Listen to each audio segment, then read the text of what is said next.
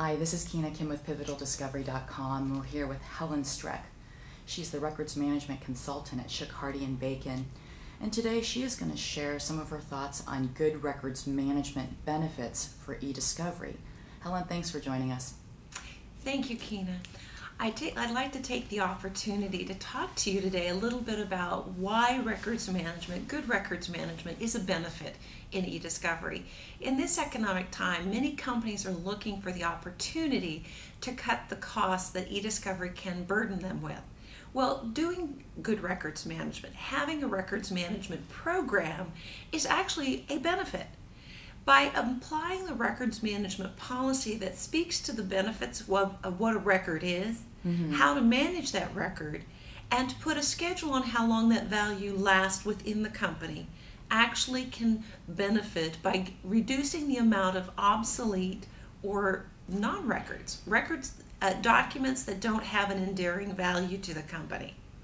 Sometimes companies put in policies and then they build a retention schedule, but they don't build a program around it. And that's the difference between a project and a program. A records management program is repeated over and over and over, and those rules, those controls are built into the technology that a company will build or bring into into themselves. So if you have a new technology, a new application, a new database that you want to build for a company, you need to build in the retention requirements or controls up in the upfront.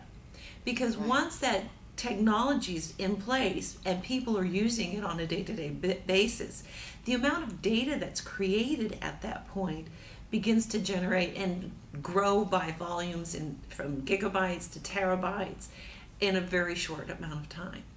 Going back and trying to apply those controls or rules at the end of the data set, at the time you want to close down or decommission a system, creates a burden nobody wants to do. Nobody wants to apply those controls. Building them up front allows a company to really think about how long that information is of value. And this all occurs during operations before eDiscovery starts. So if you get into eDiscovery, and once that has started, and you say, this is how we manage our information, we no longer have this information because at this point we have determined it's no longer valuable and it is gone. You can't be obliged to produce what's not there. Data that's no longer necessary can be eliminated by putting in these records management controls and rules. And actually, it doesn't cost an organization a lot of money. It does take it takes some time and planning to put in these rules and controls.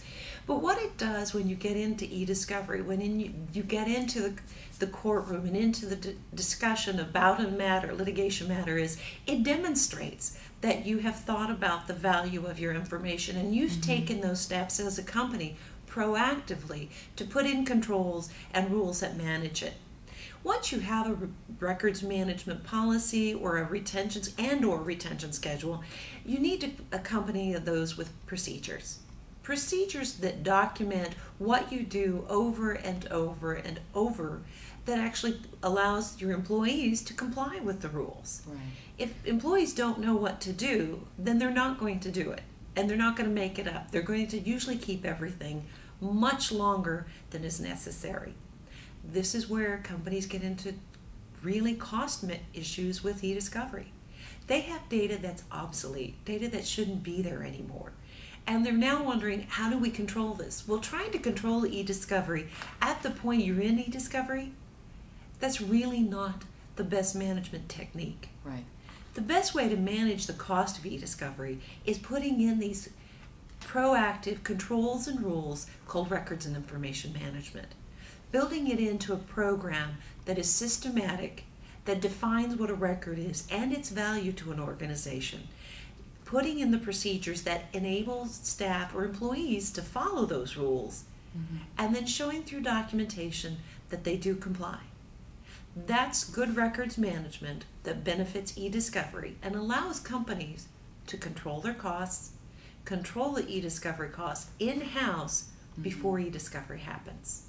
Great. Thank you so much for joining us, Helen. Thank you.